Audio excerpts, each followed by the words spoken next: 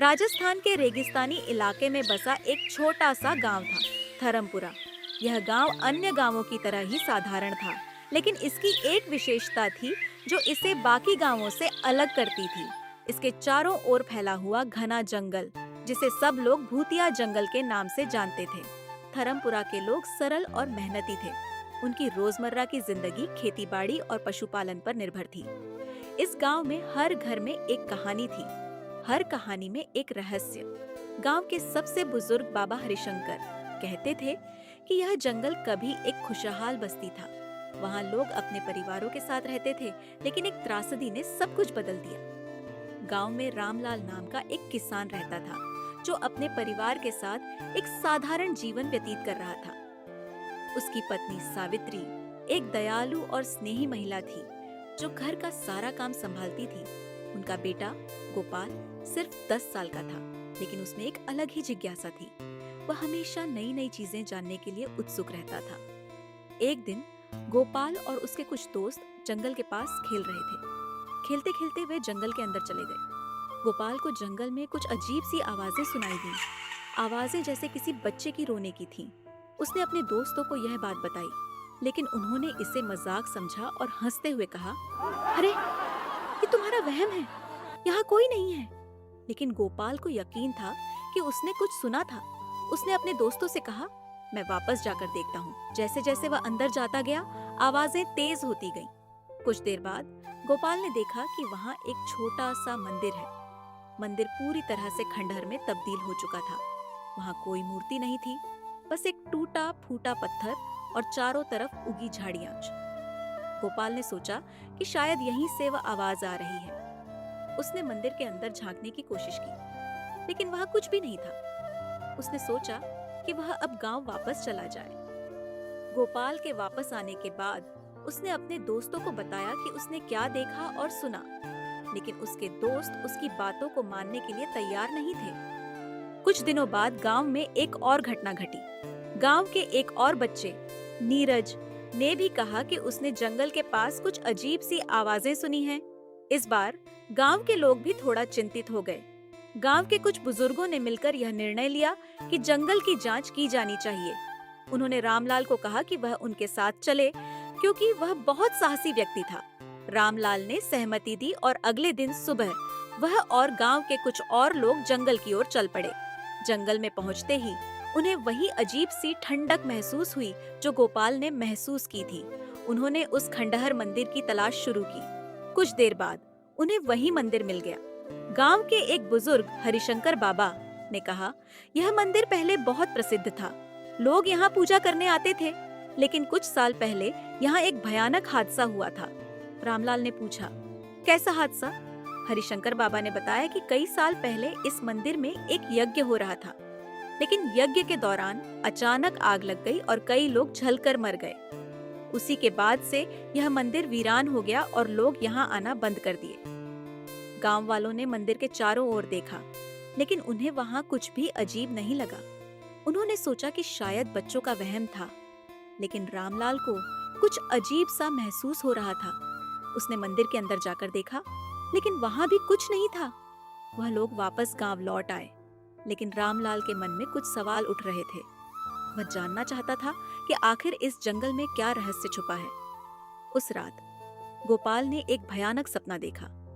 उसने देखा कि वही खंडहर मंदिर है और उसमें से कुछ बच्चे बाहर निकल रहे हैं। वे बच्चे रो रहे हैं और कह रहे हैं, हमें बचाओ, हमें बचाओ। गोपाल ने उन्हें बचाने की कोशिश की, लेकिन तभी एक अजीब सी परछाई ने उसे पकड़ लिया और वह जाग गया।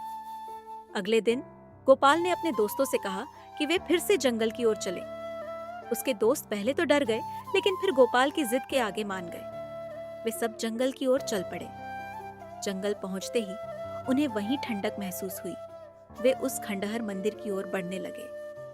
गोपाल को लगा कि कोई उन्हें देख रहा है। उसने अपने दोस्तों से कहा कि वे सावधान रहें। जैसे ही वे मंदिर के पास पहुंचे, उन्होंने देखा कि वहां एक बूढ़ी औरत बैठी है। वह बूढ़ी औरत बहुत ही अजीब दिख रही थी। उसके बाल सफेद थे, चेहरा झुर्रियों से भरा था और उसकी आंखें लाल थीं। उसने बच्चों को देखते ही कहा, तुम यहाँ क्या कर रहे हो? जाओ यहाँ से, नहीं तो तुम्हारा भी वही हश्र होगा जो उन बच्चों का हुआ था। गोपाल ने हिम्मत करके पूछा, दादी आप कौन हैं और यहाँ क्या कर रही हैं? उसने कहा, मैं वही हूँ जिसे इस गांव ने कभी अपनाया नहीं। मैंने अपने बच्चों के साथ यहाँ आत्महत्या कर ली थी क्योंकि इस गांव ने हमें जीने का कोई सहारा नहीं दिया। अब मैं और मेरे बच्चे यहाँ भटक रहे हैं। गोपाल और उसके दोस्त डर के मारे कांपने लगे।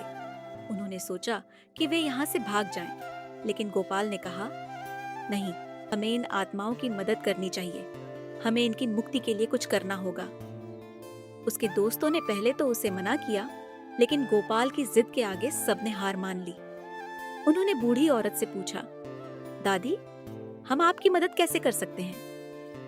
बूढ़ी औरत ने कुछ पल के लिए अपनी लाल आंखों से उन्हें देखा, फिर उसने कहा, मेरी आत्मा तभी मुक्त होगी जब मेरे बच्चों की आत्माएं मुक्त होंगी। तुम लोग उस खंडहर मंदिर के पीछे एक गहरी खाई देखोगे। उस खाई के नीचे मेरे बच्चों की हड्डियां हैं। उन्हें वहां से निकालकर किसी पवित्र स्थान पर दफन कर दो, तभी हमारी आत्माएं मुक्त होंगी। गोपाल और उसके दोस्त धीरे धीरे मंदिर के पीछे की ओर बढ़ने लगे। जैसे ही वे खाई के पास पहुंचे, उन्हें वहां से एक अजीब सी गंध आई। खाई बहुत गहरी थी और वहां अंधेरा था। गोपाल ने एक टॉर्च निकाली और उसे खाई में डाला। उसने देखा कि खाई के नीचे कुछ हड्डियां और पुराने कपड़े बिखरे पड़े थे। उसने अपने दोस्तों से कहा, हमें इन हड्डियों को निकालना होगा और इन्हें गांव ले जाकर दफन करना होगा। उसके दोस्तों ने कहा, तू पागल है क्या? हम ऐसा कैसे कर सकते हैं? गोपाल ने रस्सी की मदद से खाई में उतरना शुरू किया। उसके दोस्त ऊपर खड़े थे और घबराए हुए थे। जैसे ही गोपाल खाई में पहुंचा, उसने हड्डियों को एक कपड़े में लपेटा और ऊपर फेंक दिया। उसके दोस्तों ने हड्डियों को लिया और गोपाल को वापस ऊपर खींच लिया। गांव पहुंचने के बाद गोपाल और उसके दोस्तों ने रामलाल और गांव के बुजुर्गों को सारी घटना बताई। गांव के लोग पहले तो बहुत डरे, लेकिन फिर उन्होंने गोपाल की बात मान ली। उन्होंने कहा, अगर इन आत्माओं की मुक्ति से गांव का शाप खत्म होता है तो हमें यह करना ही होगा। गांव वालों ने एक पवित्र स्थान चुना और वहां एक छोटा मंदिर बनाने का निर्णय लिया। अगले दिन गांव के लोग एकत्र हुए और हड्डियों को पवित्र स्थान पर दफनाने के लिए चले गए। गांव के पुजारी ने विधिवत पूजा की और उन आत्माओं की शांति के लिए प्रार्थना की। जैसे ही हड्डियां दफनाई गईं, अचानक से एक तेज हवा चली और आसमान में बादल छा गए। कुछ पलों के लिए गांव में अजीब सी शांति छा गई। फिर अचानक लोगों को ऐसा लगा जैसे किसी ने उन्हें आशीर्वाद दिया हो। बूढ़ी औरत की आवाज गूंज उठी, धन्यवाद, अब हम मुक्त हैं, अब हम शांति में हैं। उस दिन के बाद धर्मपुरा गांव में कभी कोई अजीब घटना नहीं हुई। भूत या जंगल अब सिर्फ एक साधारण जंगल बन गया था। गांव के लोग अब उस जंगल के पास जाने से नहीं डरते थे। उन्होंने वहां एक छोटा मंदिर बना दिया था और समय समय पर वहां पूजा करने जाते थे। गोपाल गांव का हीरो बन गया। लोग उसकी बहादुरी की तारीफ करते नहीं थकते थे। उसने अपने दोस्तों के साथ मिलकर गांव के शाप को खत्म कर दिया था। धर्मपुरा गांव अब एक नई पहचान के साथ जी रहा था। यह गांव अब भूतिया गांव नहीं, बल्कि एक पवित्र और सुरक्षित स्थान बन गया था, जहां लोग खुशी खुशी रहते थे। और इस तरह एक छोटे से बच्चे की बहादुरी और दृढ़ संकल्प ने पूरे गांव को एक नए जीवन की दिशा दी।